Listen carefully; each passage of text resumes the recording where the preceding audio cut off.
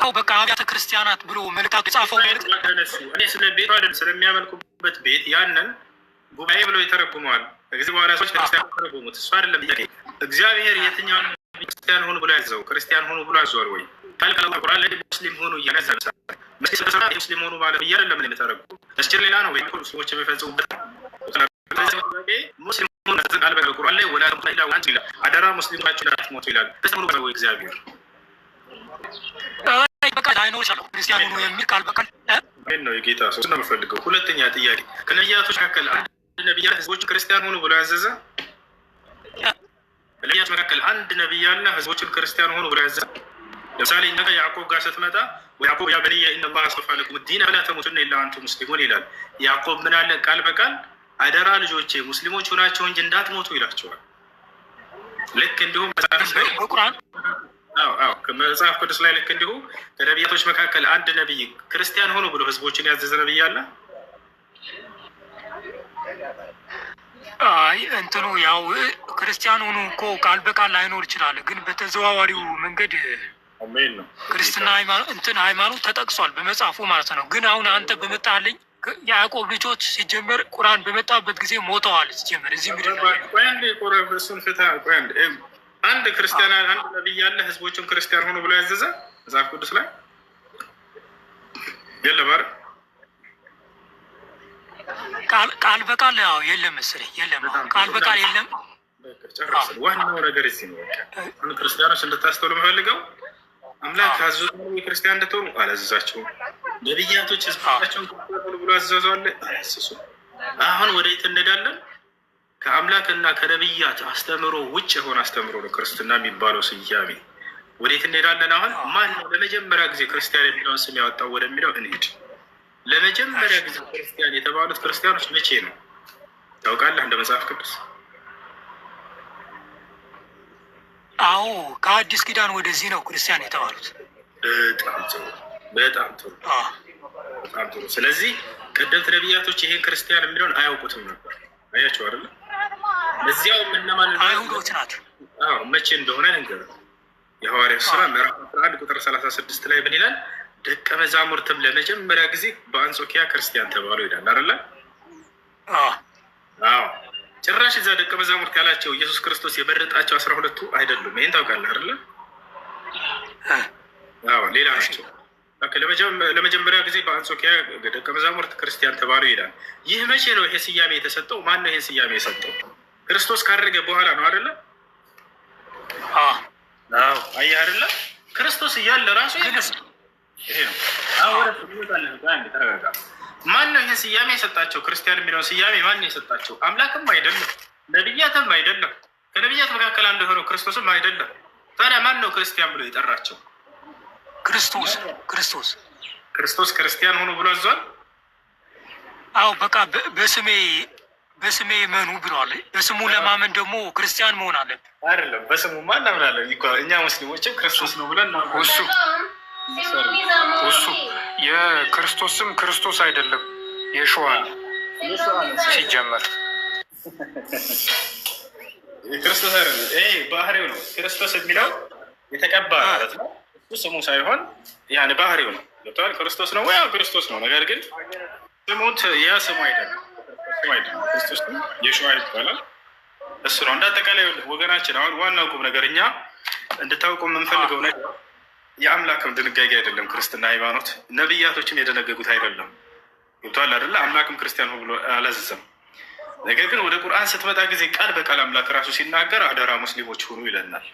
ሙስሊሞች ሆናችሁ እንጂ እንዳትመጡ ወደ ቀጣዩ ዓለም ይለናል። አየህ፣ ወላ ተሙቱነ ኢላ ወአንቱም ሙስሊሙን ይላል። አደራ ሙስሊሞች ሆናችሁ እንጂ እንዳትሞቱ ይላል። ከእስልምና ውጭ ሌላን ሃይማኖት የተከተለ ሰው ገነትን አያገኝም ብሎ ከወዲሁ ይነግረናል። ሙስሊሞች ከሆናችሁ ግን ቃል በቃል ወደ ገነት ነው የምትሄዱት እያለ ራሱ አምላክ ነው ይሄን የሚነግረን። የቀጣዩ ዓለም ውሳኔ ያለው በአምላክ እጅ ነው። ይሄን ሁላችንም የምንተማመነው ነገር ነው። ያን ደግሞ አምላክ ራሱ ባዘዘህ መንገድ ስትሄድ ጊዜ ነው የምታገኘው። አምላክ ምን አዟል ከተባለ ያው ቃል በቃል ምን ይለናል? ወላ ተሙቱነ ኢላ ወአንቱም ሙስሊሙን፣ አደራ ሙስሊሞች ሆናችሁ እንጂ እንዳትሞቱ ይለናል። ሙስሊሞች ከሆናችሁ ገነትን ላስገባችሁ እያለ ቃል በቃል እናያለን። አለዚነ አመኑ ቢአያቲና ወካኑ ሙስሊሚን እድኹሉ ልጀና ይላል። እነዚያ ሙስሊም የሆኑትን ገነትን ግቡን የምላቸው ይለናል። አያርላ። ስለዚህ ነቢያቶች ያዘዙት ነቢያቶች የተከተሉት አምላክ ራሱ የሰበከው ማን ነው? አምላክ ራሱ ነቢያቶችን ያዘዘበትና እነርሱን ግዴታ ያደረገበት የሆነ መለኮታዊ ሃይማኖት መሆኑ ቃል በቃል ተነግሯል። እዚያ ጋር ክርስትና ጋር ግን ስንመጣ ከዛ በኋላ ነው ቁርአን የመጣው። ከእነሱ በኋላ ነው ቁርአን የመጣው መሐመድ ነብይነት። ቅድም አወራን እኮ እንደገና ለምን ትመለሳለህ? ስለ መጽሐፍ መምጣትና ስለ ነቢይ መለኮታዊ ገልጠት ቅድም ስናወራ ነበር። ሙሴ ስለተናገረ ስለ አብርሃም ተቀብለሃል ወይ ስለ አዎ ተቀብያለሁኝ አልክ። እያረላ አይ ከአብርሃም ጊዜ ከነበረ ማስረጃ ነው የምፈልገው የብሉይ ኪዳኑን አልቀበልም ብለህ ከየትም ልታመጣ አትችልም። አረላ ውድቅ ሊሆን ነው መጽሐፍ አብርሃም ከሙሴ አብርሃም ባይኖርም በሙሴ ዘመን አሁን አብርሃም አልነበረም፣ ግን አንድ አይነት ይዘት ነው፣ አንድ አይነት አስተምሮ ነው። አሁን መሐመድ አንድ አይነት አስተምሮ አይደለም ይዞ የመጣ አንድ አይነት ይዘት አይደለም። የምጠይቅህ በአብርሃም ጊዜ ከነበረ መጽሐፍ አንድ መጽሐፍ ስጠኝ ትችላለህ? በአብርሃም ጊዜ ከነበረ አንድ መጽሐፍ ስጠኝ፣ ስለ አብርሃም ቢናገር፣ ስለ እምነታቸው የሚናገር። ከእሱ በኋላ ከመጣ መጽሐፍ አልፈልግም። ከዛ በፊት ከነበረ ስጠኝ። ልትሰጠኝ ትችላለህ? ያው በኦሪት እሱ ነው በኦሪት አላ ስለ አብርሃም የሚሆን። ስለዚህ ከሙሴ አልቀበልህም። አያስኬድም። እንደዚህ ራሳችሁ በመጣችሁት ወጥመድ እስልምና ላለመቀበል እና እውነት ላለማድረግ በዚያ ወጥመድ ራሳችሁ መልሳችሁ ትያዛለች። አያስኬድም እንደሱ። ምንድነው የሚያስተማምንን ነገር? አምላክ በየትኛውም ጊዜ አንድ ነቢይ ሲያስነሳ ለዚያ ነቢይ ስላለፈውም ትውልድ ሁሉ ይገልጽለታል። አየህ፣ እኛ ለመሲሁ ተነግሮታል ወይ ስላለፈው ብንባል አዎ ብለን እናምናለን። አይ ከመሲሁ በፊት በነበረ ብለን አናስተባብልም። ለሙሴ ተገልጦለታል ወይ ቃል? አዎ ተገልጦለታል። ከዚያ በፊት በነበረው የተገለጠለትን ትቀበላላቸው? አዎ እንቀበላለን። የሚገልጠው ቃል ይህን ቃል አምላክ እስከሆነ ድረስ አምላክ ያለፈውን የሚመጣ ነው ሁሉ የሚያውቅ ነው። እሱ አላህ የምትለው እሱ እኮ አልኩ አላመንኩበትም እኮ አላህ የምትለው ነገር መጀመሪያ በነቢያት የተረጋገጠ አስተምሮ ነው። አላህ የምትለው አላህ የሚለው የነቢያት አምላክ እንደሆነ ላሳይህ አላውጣና ላሳይህ። አላህ ነቢያቶች አምላክ እንደሆነ ከራሱ ከመጽሐፍ ቅዱስ የአረበኛ መጽሐፍ ቅዱስ አይተህ ታውቃለህ? ትምህርቱ እሱ አምላክነቱ ሳይሆን ትምህርቱ ራሱ ወደ እሱ በቁርአን ነው የምትመልስልኝ መልስ አይደለም። ከመጽሐፍ ቅዱስ የነቢያቶች አምላክ አላህ እንደሆነ ላሳይህ ነው። ምን ትላለህ? እሺ ከመጽሐፍ ቅዱስ የአረብ ክርስቲያን እንዳለ ታውቃለህ አይደለ? አዎ የአረብ ክርስቲያኖች የራሳቸውን መጽሐፍ ቅዱስ አሁን ገልጬ ላሳይህ። ከኦሪት ዘፍጥረት እስከ ራዕይ ድረስ አምላክን ማን ብለው እንደሚጠሩ ላሳይህ ነው። እሺ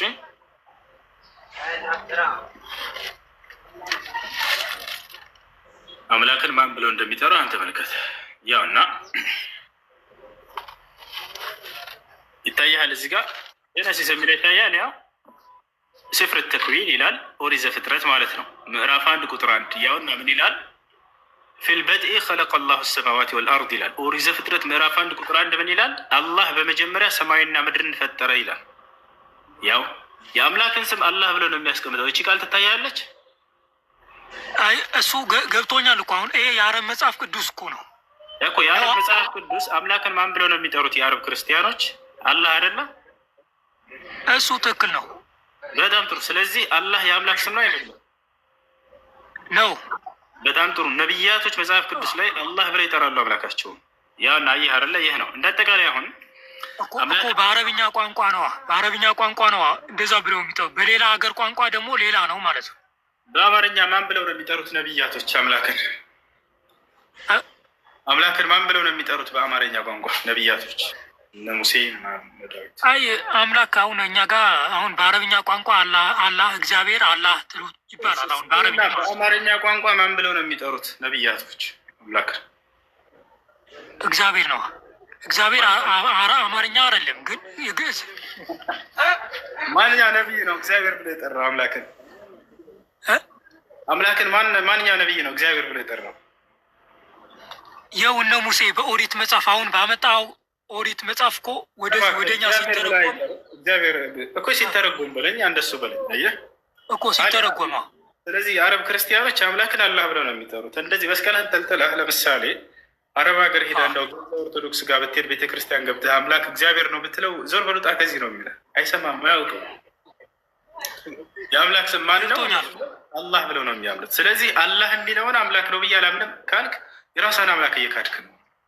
ገብቶሃል አይደለ? የራስ ወንድሞች ክርስቲያኖች፣ አረቦች አምላክን አላህ ብለው ነው የሚጠሩት። አይ አላህ አምላክ አይደለም በላቸው ሂድና በካልቸ እያለ ነው የሚያስወጣ ከቤተ ክርስቲያን።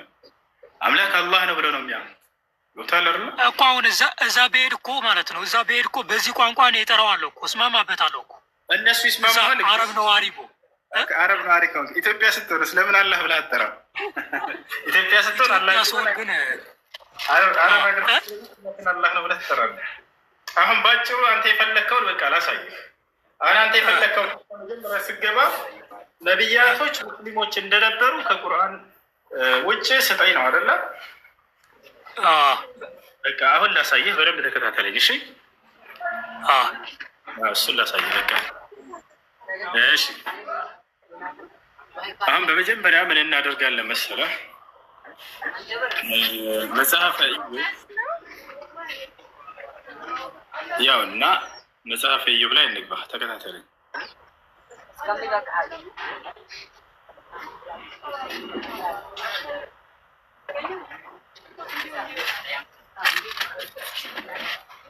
ከኔ ጋር ማን ነበር ስሜ? ይቅርታ ይታያል? ያው እዚህ ጋር እኔ ጌች እባላለሁ። እሺ ጌች፣ ያው አዳምጠኝ። መጽሐፈ ኢዮብ ይታያል? መጽሐፈ ኢዮብ ይታያል? መጽሐፈ ኢዮብ ምዕራፍ 22 ቁጥር 21 ላይ ምን ይላል? ያውና ለእግዚአብሔር ተገዛ ይላል፣ ከእርሱም ጋር ሰላም ይኑርህ በረከትም ታገኛለህ ይላል። ለእግዚአብሔር ተገዛ ይላል አይደለ? ምዕራፍ 20 ቁጥር 21። በጣም ጥሩ። አሁን እንደምታውቀው ብሉይ ኪዳን የተጻፈው በዕብራይስጥ ቋንቋ ነው አይደለም? እቺ ብሉይ ኪዳን የተጻፈው በዕብራይስጥ ቋንቋ ነው። ይሄን መጽሐፈ ኢዮብን በዕብራይስጡን ሄደን ቀጥታ እዛው እያለ ወደ አማርኛ እንቀይረው። እዚህ ጋር ባይብል ሀባላ ከኦሪት ዘፍጥረት እስከ ራዕይ ድረስ እንመልከት። ያው ከኦሪት ዘፍጥረት ጀምሮ እስከ ራዕይ ድረስ አለለ። አንተ እዚህ ጋር መጽሐፈ ኢዮብ ጋር እንግባ።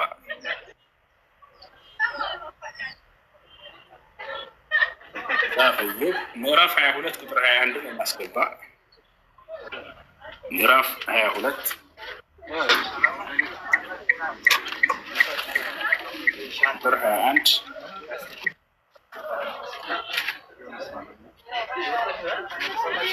እሺ፣ እዚህ ጋር አማርኛ እንቀይረን።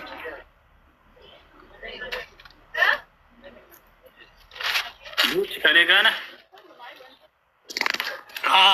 ያውና ምን ይላል እዚህ ጋር? ኢዮብ 22 21 አይደለ?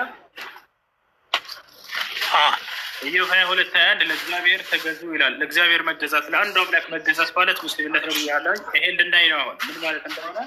ኢዮብ 22 21 ላይ ገብተናል። ሂብሩ የሚለውን እዚህ ጋር ጫና ነው። እሺ ጌች ስራህን እንዳቋርጠውና ተከታተለን። እሺ ያውና ሂብሩ እሺ ሂብሩ የሚለው ላይ ገባሁኝ እዚህ ጋር።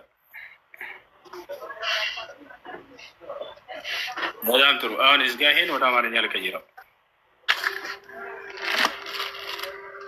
እግዚአብሔር ተገዙ ብለው ነቢያቶች ሁሉ ታዘዋል አይደለ? ያንን እግዚአብሔር መገዛት ማለት ምን ማለት ነው የሚለውን የራስ መጽሐፍ ቅዱስ ላይ ያውና ወደ ትይዩ ዕብራይስጥ ሂድ ይላል። መጽሐፈ ኢዮብ ምዕራፍ 22 ቁጥር 21 ላይ ለእግዚአብሔር መገዛት ማለት ቃል በቃል እዚህ ጋር ቃሉን ሊፈታልህ ነው። መጽሐፈ ኢዮብ ምዕራፍ 22 ቁጥር 21 እያየኸው ነው አይደል? አሁን እዚህ ጋር ይሄን እንመልከተው።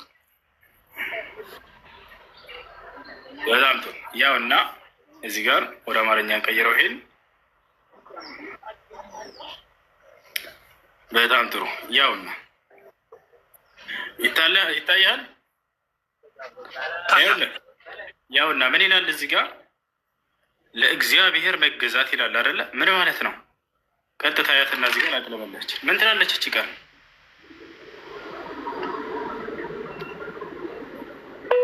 ምን ትላለች?